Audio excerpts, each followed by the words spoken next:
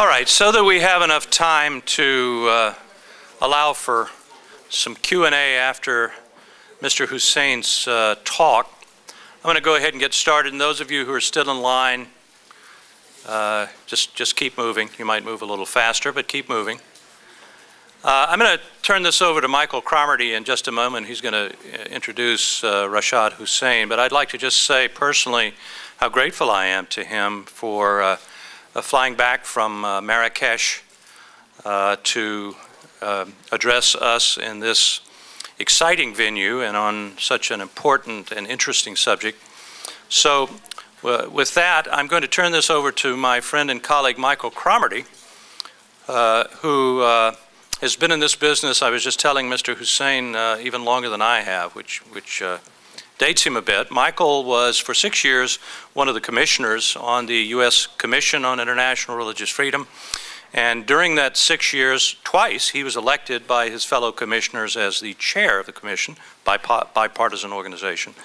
And Michael is also the vice president of the Ethics and Public Policy Center here in Washington. So Michael, if you'll come up and introduce our speaker.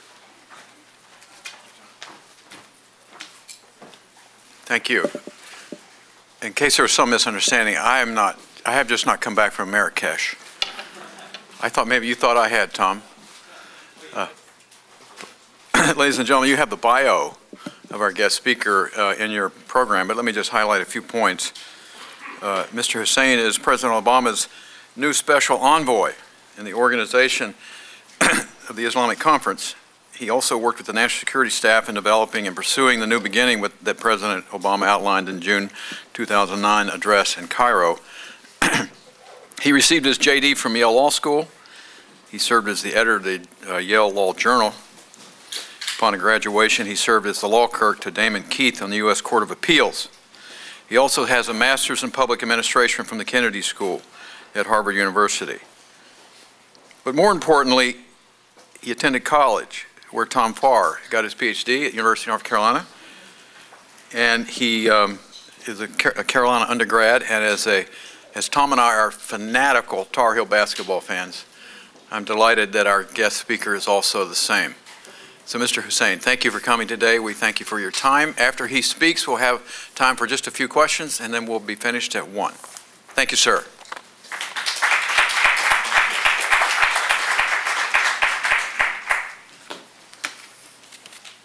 Good afternoon. Thank you so much for that introduction. And more importantly, thank you for the references to the University of North Carolina. I knew it was going to be a good afternoon when I got here, and the first two people that I spoke to first talked to me about my connection to the Tar Heels. And I could actually talk about that for the next hour, so we're pretty excited about the upcoming season. But I'm also excited to talk to you about the topic at hand, which is a very important one. And thank you to the Berkley Center for having me to discuss this important issue. It's an issue area that informs the work that I do, is very much a part of the work that I do. While there is a broader strategy with regard to international religious freedom, and there's parts of the government that are focused almost exclusively on these issues, there are very important intersections with the work that I do, and I'd like to discuss a few of those today. My role as a special envoy to the OIC involves our outreach to Muslim communities around the world. The President announced that as a part of this office, we will be deepening and expanding our partnership with Muslim communities around the world, specifically the framework that he outlined in his speech in Cairo last year. And this is a really important framework, and one that has important foreign policy and national security implications, not just in the sense that it addresses many of the issues that have caused political tensions between the United States and Muslim communities around the world, including the conflict in the Middle East, our efforts to responsibly end the wars in Iraq and Afghanistan, but also that it is a framework that is focused on expanding our partnerships with Muslim communities in a very comprehensive way.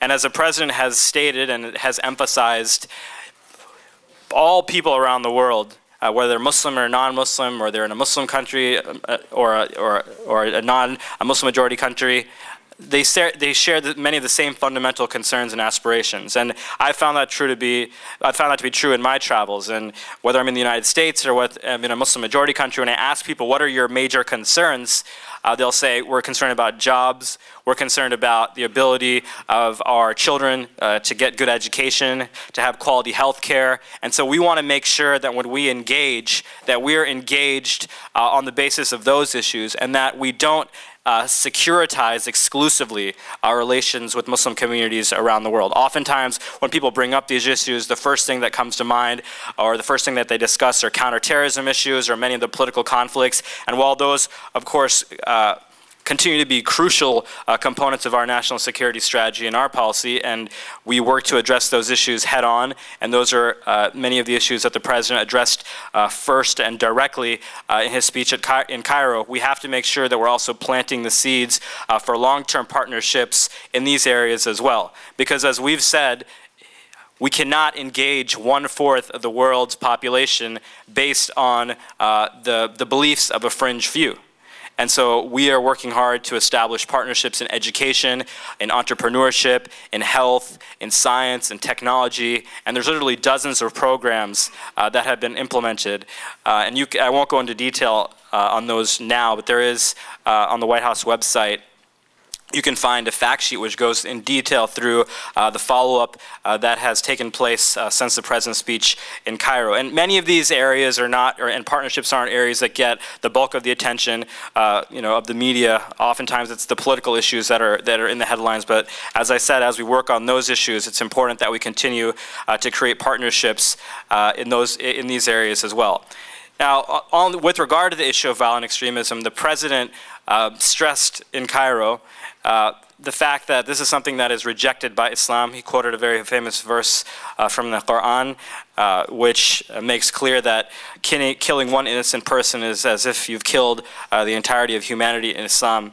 And this is a message that the President has repeated throughout his time in office, including in the aftermath of the Fort Hood incident, the attempted terrorist attack on December 25th, and the attempted terrorist attack in Times Square. And we've been very clear about the fact that we cannot let that tiny minority, that handful of people that would seek to create a wedge between the United States and Muslim communities around the world, we cannot allow them to do that based on those actions. And we cannot fall into this trap of thinking that our relationship is based exclusively around issues like violent extremism. But it is an important issue, and this is the first major area where I think it intersects with the discussion about religious tolerance and religious freedom.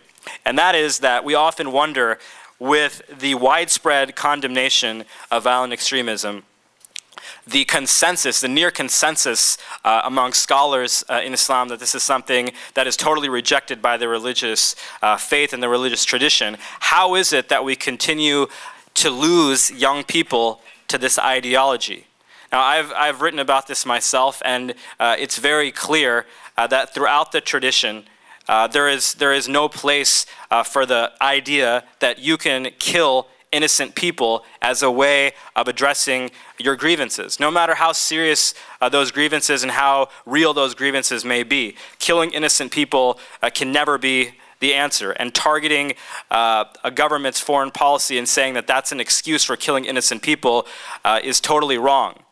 But that is a debate that needs to occur at a more robust level in many places, and religious scholars need to be able to speak freely and openly on these issues. And I would say that that is, in the work that I'm doing, is one of the first areas where I have seen a clear intersection between religious freedom, religious tolerance, religious dialogue, and national security.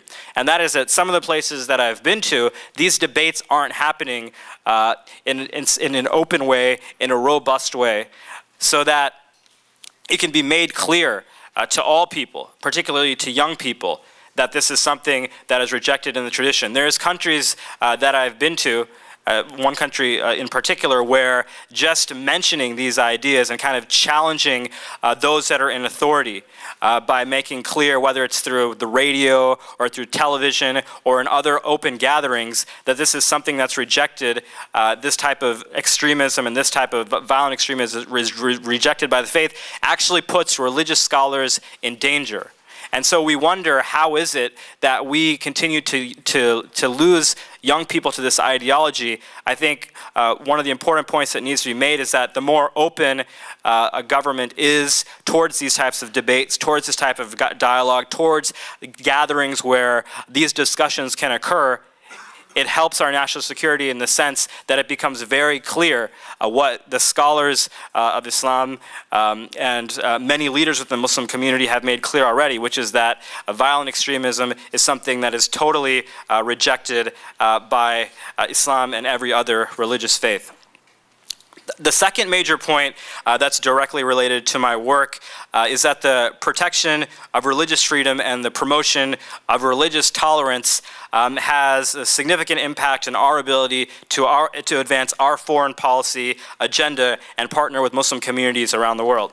I'll give you a story that I like to share that's one example of this. I was in Afghanistan meeting with the President Karzai, and we were discussing many of the major foreign policy issues and some of the grievances that he has with regard to foreign policy and other areas. But when it came to the issue of religious freedom, he spoke very, very positively about the United States. And he told a story of a time when he was in the United States and he was with his mother. And it was time for her to do her prayers, and the time was running short, and they were in a grocery store. So he related the story about how her mother began to do her prayers in the grocery store, and a security guard approached them. And so his natural inclination was he became a little bit concerned about what the security guard was going to do. But it turns out what the security guard did was put down something for her to pray on and to make sure that no one disrupted her in her prayers. And to him, that was a shining example of religious freedom in the United States. And it spoke very positively towards our sincerity in our efforts to reach out with Muslim communities around the world. And he was very clear that this is something that we should promote as part of what we have here in the United States, and something that we should be promoting in other parts of the world as well. There's been a number of recent controversies that in my travels abroad, people have raised questions about, and they're directly related to issues of religious freedom and religious tolerance and our ability to communicate our message. And the most high profile of those issues, of course, was the recent proposal by a pastor in Florida with a congregation of between 30 and 50 people to burn the Holy Quran on September 11th. Now, this was something that caused a great deal of concern in Muslim communities around the world. It was a little bit tricky from a government perspective on how to get involved, because at first, you see something like this, and obviously it's a crazy idea, it's a disgusting act, and something that should be condemned. At the same time, you're living in a world with 6 billion people, and there's going to be crazy people everywhere. And so rather than raising the profile of this issue and addressing every single person, every single potential act, there's an inclination to try to make sure that this doesn't get the attention. That would raise the profile of such an act. Because it doesn't deserve that type of attention. But at the same time, as we saw very clearly, this lack of respect for religious tolerance, this lack of respect for religion, quickly became a national security issue, as it was covered in places around the world. As I met with interlocutors and they raised it as a concern, they made it clear that this is something that would result in protest, maybe in some places result in rioting and death. So as it became very clear that this was something that was a national security issue, it became very important for us to address. That's not to say that it's not something that we condemn. The president and the administration has been very clear in condemning acts of hatred since the beginning of the administration and in Cairo. But there is this balance that you have to walk between raising the profile of this type of an act and making sure that something doesn't escalate into something that becomes a national security problem. But when it became clear that because of the manner this was being covered, both domestically and abroad, that it was a national security issue, it's something that you saw General Petraeus speak out about, of course, the president himself, the Secretary of State, and Secretary Gates, of course, calling the pastor who had proposed this idea. And fortunately, the pastor was convinced not to go forward with such an act. But this is an example of something, an act which is an act of clear hatred that shows the clear intersection between religious tolerance and national security. Because, of course, had it occurred, this would have had tremendous implications for our security and the work, quite frankly, that I'm doing in terms of partnering with Muslim communities around the world. And since since the pastor backed down and the result was the way it was, almost everywhere I've gone, and this includes my interaction with members of the media abroad that were very concerned about this, everyone has been very appreciative of the fact that we were, again, able to have this robust debate about this issue, and at the end of the day, the pastor didn't go forward with it. A third issue that I'd like to address as an area where my work directly intersects with issues of religious freedom, foreign policy, and national security is on the issue of the OIC's proposed resolution on what they have termed the defamation of religion. Here's where our administration stands on this issue. To us, it's been clear the disturbing trend or rise, resurfacing of anti-Islamic sentiment, and that we need to do something about that. We need to continue to take action, whether it's through the protection of individual rights, the protection of people to go to Friday prayers, for example, the protection for men to wear a beard, the protection of women to wear the hijab, which is of course an important religious freedom, the prosecution of hate crimes, all of these which the United States government has been very aggressive in doing. The United States has, supported through an amicus brief recently in Tennessee the right of Muslims to build a place of worship. So we are very concerned about this and agree that we need to act. And this, I do want to also here address this disturbing trend which we're seeing occurring, and maybe talk a little bit about why this is happening, why some of the dangerous rhetoric that's been coming out has been coming out, and what can be done a little bit about it. And I'll talk about it in the context of this debate regarding the resolution on what the OIC has called defamation of religion. First of all, what I'm seeing as somebody that's grown up in the United States is somewhat of a reaction to the progress that Muslim communities have made in terms of numbers, in terms of visibility, in terms of religious freedom. So there's a natural reaction, I think, sometimes that as a community grows, there are those that may not understand all the beliefs, all the practices. There may be some who believe that a community has an agenda. And this we've seen at other points in American history as well. And we have a strong tradition, of course, of overcoming that type of discrimination, whether it's discrimination in the past against African Americans or Jewish people, Catholics, the Japanese, obviously.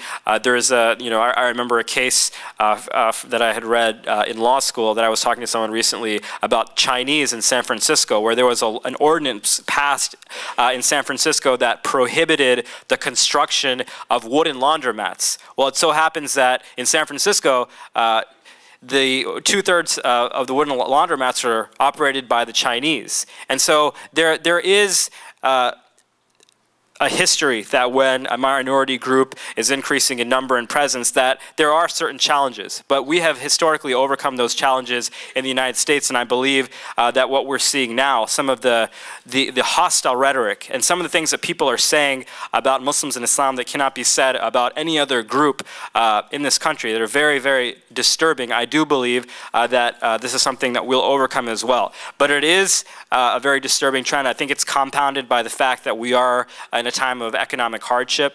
I think historically you'll also see, not just in the United States but in other parts of the world, that during times of economic hardship, people often look towards groups that are already seen as the other, and at times they are made scapegoats, and the difficult economic times exacerbate some of those tensions. We're also seeing, of course, the continued emergence of acts of violent extremism in different parts of the world. And as I mentioned, this is an important component of our national security as we aggressively continue to address these issues. But I talked about, the Fort Hood case, December 25th, the attempted attack on Times Square. There was an arrest yesterday regarding a alleged attack on proposal to attack the metro system in DC. So there are those that continue to link those acts with Islam and Muslims. And when you have that combined with the other factors that I've mentioned, it has made for a very difficult period in which, while there is a strong debate that's occurring regarding these issues, some of it, I think, has become very dangerous. Combined with that fact is that we are in a period where our administration has made it a clear commitment to engaging in partnerships and outreach with Muslim communities. So there are those that may not agree with that strategy, that are dissatisfied with it, and also expressing their dissatisfaction with that approach in the same context. And I think that has also perhaps given rise to some of this rhetoric, especially at a time when it can become highly politicized. So that is all to say that we agree that a problem exists. Although we have significant religious freedoms for all people in the United States, including Muslims. I often tell the story that when I travel, and as Muslims we have 5 daily prayers. I have never ever had a problem on any American airline to go to the host to go to the flight attendants and say, just for a few minutes, if I can use this space in the back of the plane. That's one example I like to give because, as you know, the national security threat that people have talked about and was directly tied to September 11th had to do with airline transportation. And so, that's an example that I give to show that even in the face of all of that, that to have that religious freedom is something that's very strong and something that I've been able to talk about in my travels and something that people have appreciated. But, as with that being said, we do recognize that there is a problem. We agree with the OIC that something needs to be done about it. And as I said, we will be aggressive in prosecuting hate crimes and protecting individual rights and protecting individual freedoms. And the main area of disagreement we have is over this broad prohibition that would be proposed on speech.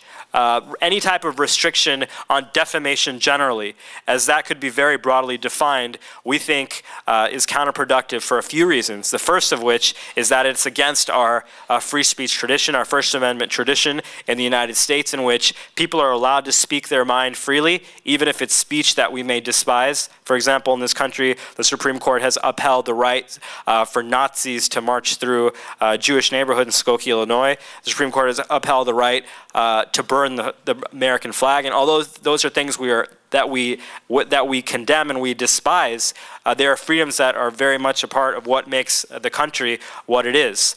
But at a policy level, what I've tried to emphasize is that this type of restriction on speech can actually be counterproductive from a religious freedom and a religious tolerance perspective, and here's why. We saw with the example, for example, of the Danish cartoons, that it was when people tried to restrict those cartoons and try to prevent them from spreading that it just raised the profile of that speech. And so oftentimes when a government comes in, I mean, you or I could come up right now with something ridiculous and hateful and destructive on a piece of paper. And chances are that, if we were just sitting around a table, it would be a disgusting act, but it wouldn't leave that room. But when you have a law passed to restrict that type of speech and you have the government coming in, that's when you raise the profile of that speech. That's when the media gets involved. So we think that they can actually make the situation worse. And I think that the example of the satanic verses also demonstrated that when you have attempts to forcibly stop that speech, you can just raise the profile of those types of speech acts and make the situation much worse. So from a policy perspective, those types of restrictions are often counterproductive. From a religious freedom perspective also, when you have this general prohibition on speech that might be considered defamatory, then you also have a question of what is considered defamation. I mean, you could have minority religious groups, you could have minority sects within Muslim communities, Ismailis or Ahmadis, for example, who might be practicing their faith in a way or teaching ideas that could then be called defamatory and be considered illegal. So from that perspective, a resolution that purports to protect religious freedom might actually undermine religious freedom. So that's why it has been our approach to work with the OIC to try to reach a consensus that acknowledges the anti-Islamic sentiment and hatred and hateful acts and insightful acts against all religions, and the protection of religious freedom of all people, including Muslims, but at the same time avoiding what we think is something counterproductive, which is restriction on speech. And that is the third major area that has informed my analysis of the intersection between religious freedom, and there's of course a national security element here as well, because if we don't take concrete actions, whether it's through condemnation, whether it's through further exchange programs that would increase understanding, whether it's through increasing awareness amongst the media, that also feeds into the extremist ideology, as people can point to societies and say, look, these hateful acts are proof of the fact that the United States or other countries or other groups are at war with Islam. And indeed, those types of acts by extremists who would engage in destructive acts such as burning the Quran, and extremists such as those that are members of Al-Qaeda, those things can feed off of each other. You know, when a pastor in Florida sees those types of acts and that as a branding of Islam, that informs the way that he thinks about his Islam, and that informs his actions. And of course, when he proposes hateful acts such as the burning of the Quran, it allows extremists to say, violent extremists to take a look at those actions and say, look, this is further evidence of the fact that people in the United States or America is at war with Islam, and this is the type of treatment that they give to our holy text. So this is an important implication for our national security, because these groups of extremists often feed off of each other. The fourth area that I wanted to address with regard to the intersection between these areas that's directly related to the work that I'm doing is our continued emphasis on the promotion of religious freedom. As the President said in Cairo, no system of government can or should be imposed on one nation by another, and that America is committed to advancing government that reflects the will of people. And this is something that we have stressed when I've met with civil society groups, when I've met with governmental interlocutors as well, and something that we raise at the highest level. And the President committed the United States to supporting human rights everywhere, and made clear that the ability of people to speak their mind and to have a say in how their government is critically important. It's important that they have confidence in the rule of law and the equal administration of justice. It's important that government is transparent and that it doesn't steal from the people. It's important for people to live as they choose. And it's important that governments continue to protect these rights, because ultimately when they do, that results in more stable, successful, and secure societies, as the President talked about in Cairo. And there's a few different ways which our government continues to do so, in addition to raising these issues at the highest levels and meeting with civil society groups and promoting civil society. We have bolstered our democracy assistance by increasing funding for democracy support by USAID and the Middle East Partnership Initiative, MEPI, across the Middle East and North Africa. In addition to major investments in governments in Iraq and Afghanistan, funding for MEPI we've increased by approximately 30%, and an additional 32% request has been made for FY 2011. I talked about strengthening civil society. We continue to support local civil society groups working for political, economic, and social empowerment in their home countries through a variety of programs. And in various parts of Muslim world and in Muslim majority countries and Muslim communities, we've continued to support these programs, whether it's through democracy, civil society, promotion of good governance, promoting the independence of the judiciary, the freedom of the press. And so these are areas that we will continue to promote in our policy and are very much a part of the work that I do when I meet with interlocutors. The last point that I wanted to just make, again, is with regard to some of what we're seeing here in the United States and the position that the government and the president specifically has taken with regard to religious freedom, the ability to build places of worship, condemnation of acts such as the proposed burning of the Quran, and really attempts to address kind of the otherization of minority communities, including Muslim communities. The president, his framework is one that very much recognizes the contributions that American Muslims have made, very much recognizes the pioneering role that Muslims have played throughout the world. I've already talked about how the framework is one that recognizes that Islam totally rejects violent extremism. And the president continues to speak on these issues. And recently, when asked about some of these recent controversies, he talked very directly about religious freedom and kind of this, the need to eliminate this us versus them mentality. And this is something that there's something I wanted to read from that when the president addressed these issues briefly. And then I'll open up for a question and answer. This country stands for the proposition that all men and women are created equal, that they have certain inalienable rights. And one of those inalienable rights is to practice religion freely.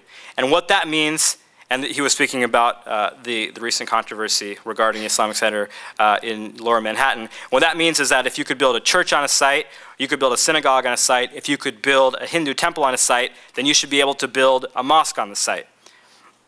And he talked about the extraordinary sensitivities regarding this issue, and of course, 9/11 and his experience in meeting with the victims of families, of victims of 9/11 and their families. And then the president emphasized, we are not at war against Islam. We are at war against terrorist organizations that have distorted Islam or falsely used the banner of Islam to engage in their destructive acts. And we've got to be clear about that. The folks who are most interested in a war between the United States or the West and Islam are Al-Qaeda. That's what they've been banking on. And fortunately, the overwhelming majority of Muslims around the world are peace-loving, are interested in the same things that you and I are interested in. How can I make sure I get a good job? How can I make sure that my kids get a decent education? How can I make sure I'm safe? How can I improve my lot in life? And so they have rejected this ideology for the most part, overwhelmingly. And so from a national security interest, we want to be clear about who the enemy is here. It's a handful, a tiny minority of people who are engaging in horrific acts and have killed Muslims more than anyone else. The other reason it's important for us to remember that is because we've got millions of Muslim Americans, our fellow citizens in this country. They're going to school with our kids. They're our neighbors. They're our friends. They're our coworkers. And when we start acting as if their religion is somehow offensive, what are we saying to them? I've got Muslims who are fighting in Afghanistan in the uniform of the United States Armed Services. They're out there putting their lives on the line for us. And we've got to make sure that we are crystal clear for our sakes and their sakes that they are Americans and we honor their service. And part of honoring service and part of honoring their service is making sure that they don't understand that we don't differentiate between them and us. It's just us. And this, I think, encapsulates the approach that we've taken with these issues, the comprehensive nature of the relationship that doesn't focus on just political conflicts or just violent extremism, but as we address those, we seek to create partnerships, mutual interest and mutual respect with all people all over the world. Thank you very much.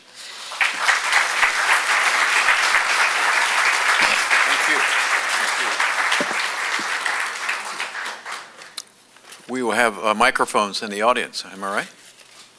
And we have a question up here on the left side, or to your right. Paul Marshall. Paul, just raise your hand again so she can see. There you go. Thank you. Is this switched on? Yeah. Okay. Thank you very much for your remarks, and I wish you well, especially in the promotion of freedom of speech and freedom of religion. But when you raise the question that what we want to avoid, which we do, is us versus them, I'm deeply concerned that the United States having a relationship, a formal relationship with the OIC, sets up an us versus them. The language you used was the relation of the United States to Muslim communities. But the United States, as you mentioned, has millions of Muslims already. We have more Muslims than 16 members of the OIC. Mm-hmm. We may have more Muslims than 28 of them, that's half. So it's not like the Muslims over there and America's over here. It's Muslims on both sides. Similarly, quite a few OIC countries are minority Muslim. All have non-Muslims totaling about 200 million. So that if we relate to them as Muslim communities, we're incorporating hundreds of millions of non-Muslims and treating them that way.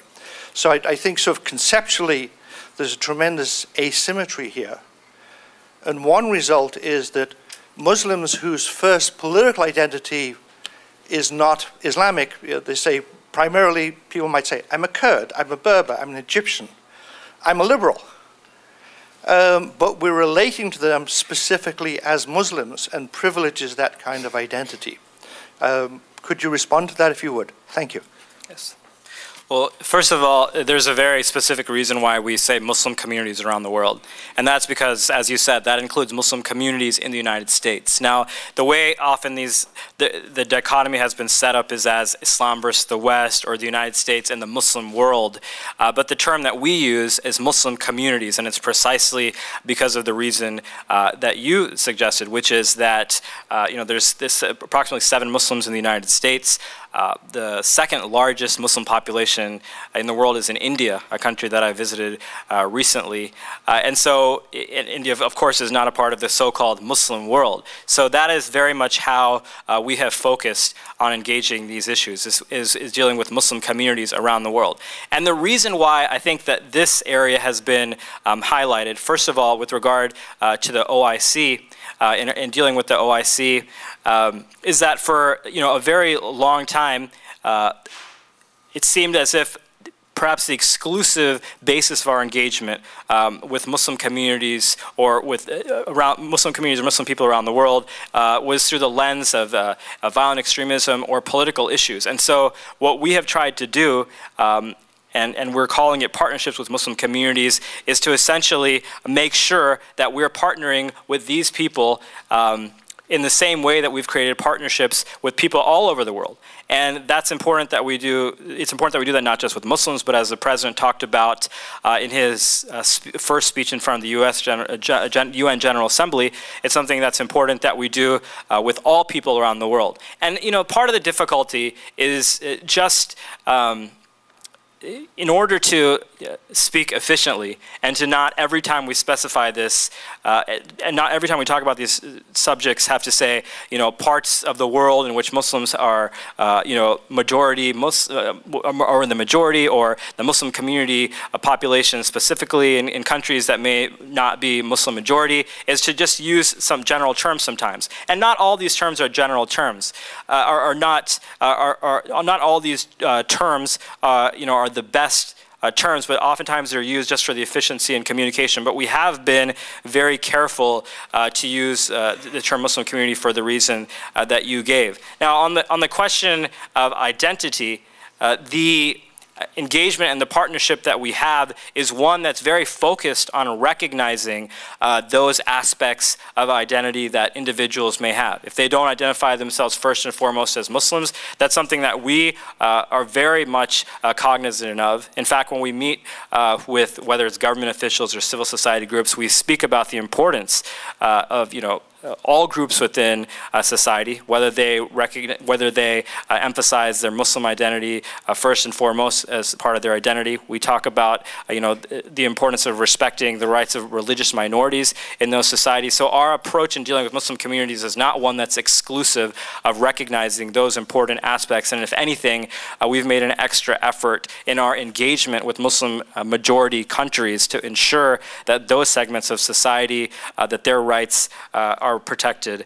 Now, with regard to the OIC, also specifically, I want to mention here that the resolution on what they've called the defamation of religion is a perfect example of the fact that just because you're engaging doesn't mean that you're condoning every single part of an organization's or a country's agenda. We engage countries all the time that we have disagreements with, and we think it's important that we engage in multilateral forums, even if there are areas with which we disagree.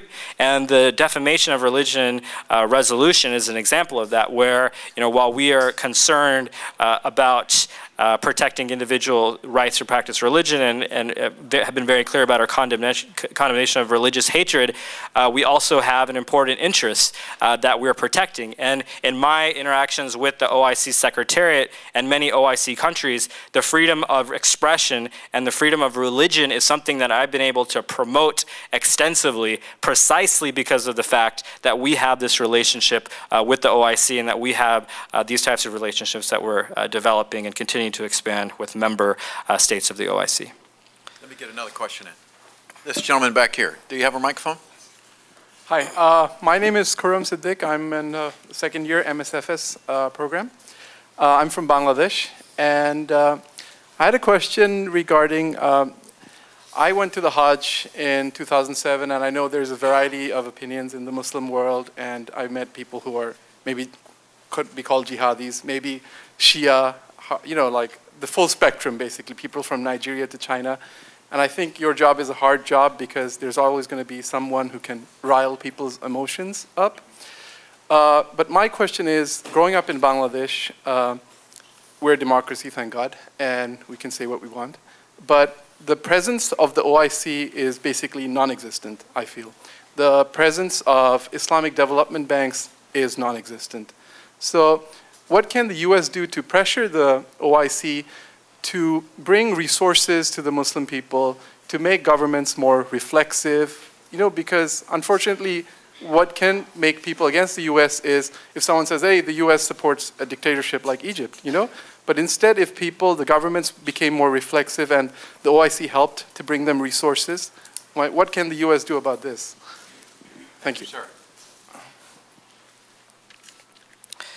So there's a couple of parts to this answer. The first is that in addition to engaging the OIC, we're of course engaging bilaterally with OIC member states, with countries around the world, with these communities around the world. And as a part of our everyday efforts, whether it's through USAID, through our other programs, through partnerships that we've created in health, whether that's maternal child health or the eradication of polio, the expansion of our partnerships in education, and an example of that is a 30% increase in educational exchanges, the expansion of our partnerships in entrepreneurship. The President, as you know, held a summit on entrepreneurship, which brought approximately 300 people from all around the world, many from Muslim majority countries, to go back, and many of them have gone back to their countries and promoted entrepreneurship. And there's a number of follow-up conferences and an international summit that's to be hosted by Turkey next year. And also in the area of science and technology, we've expanded our partnerships through the Science Envoys program, the Global Technology and Innovation Fund, which the reason I mention all these programs because on a bilateral basis, they are engaging in partnerships with many of these countries, including Bangladesh. In addition to that, with our partnership with the OIC, I think that it's important that it's expanding and that it's deepening. First of all, under the current leadership of the Secretary General, I think if you look at the 5-year and 10-year plan for the OIC, they have made a lot of positive movements in the right direction in many of these areas which you mentioned. Specifically with the OIC, in addition to getting more involved in addressing some of the political issues that have been sources of tension between the United States and Muslim communities around the world, we are working with them in creating partnerships in a number of areas, and some of those categories I mentioned. Now, specifically with regard to the political issues, one of the recent developments is that the OIC has sent a special envoy, an interim special envoy to Afghanistan to demonstrate the support of Muslim countries and the OIC in the efforts there. The OIC is also working with us in a partnership on the eradication of polio. As you know, that's something that's endemic in 4 countries in the world. 3 of them are Muslim majority countries, the 4th being India, where it's largely Muslim communities that are significantly impacted. So we are expanding our relationship through the with the OIC through ISESCO, which is their branch. I just visited in Rabat in Morocco, which deals with a lot of the cultural exchanges that they've been engaged in, the scientific exchanges that they've been engaged in, and also through the Islamic Development Bank, which has been more active and is taking a more active role. So through those mechanisms, I expect to see continued positive change in the areas that you mentioned. And with regard to your question about freedom of religion, and the area which I think the area I think you're referring to is when you talk about the situation in Egypt.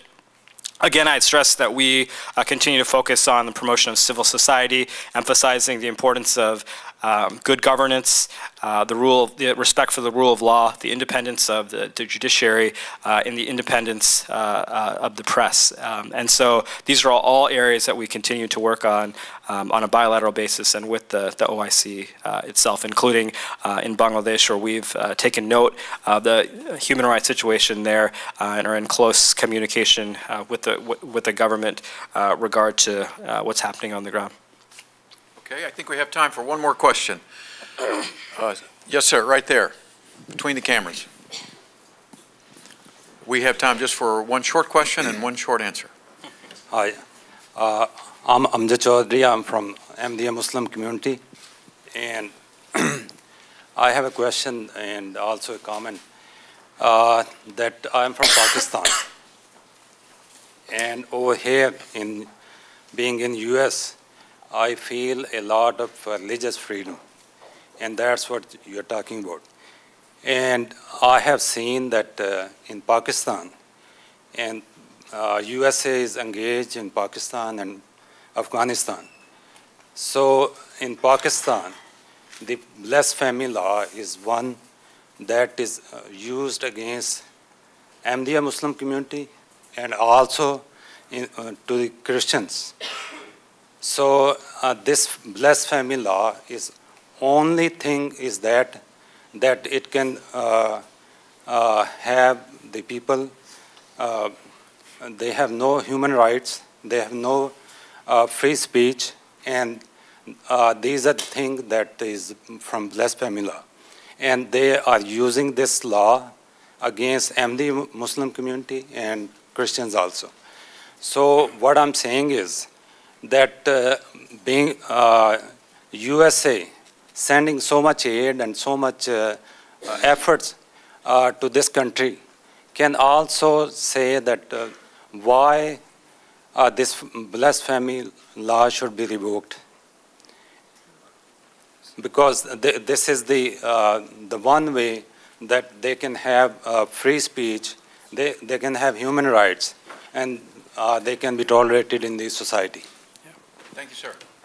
Well, the importance of this issue is something that I spoke about in the context of the resolution on the defamation of religion. And this is, an area where I specifically emphasize often in our meetings with the OIC and other OIC member interlocutors that when you have restrictions on so-called defamation, or what is often considered or termed as blasphemy in some countries, then you have the potential that those laws can be used against minorities, such as Ahmadis and Ismailis, because if they are teaching an idea that is not consistent with, let's say, the Sunni way of thinking or school of thought that is prevalent amongst the majority in many of these countries, then the majority might use those types of laws or this tool to label what is being said as defamation of religion or as blasphemous. And that's one of the reasons why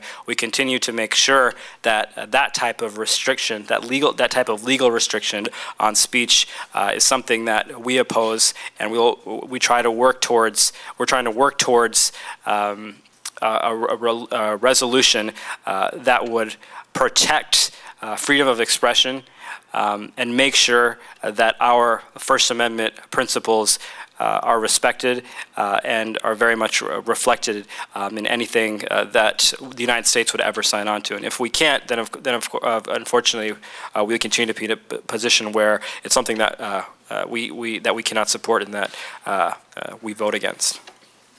Ladies and gentlemen, join me in thanking Mr. Hussain for joining us. Thank you, sir. Wonderful. We're taking about a two-minute break, and we need our other panelists to come on up for our next session.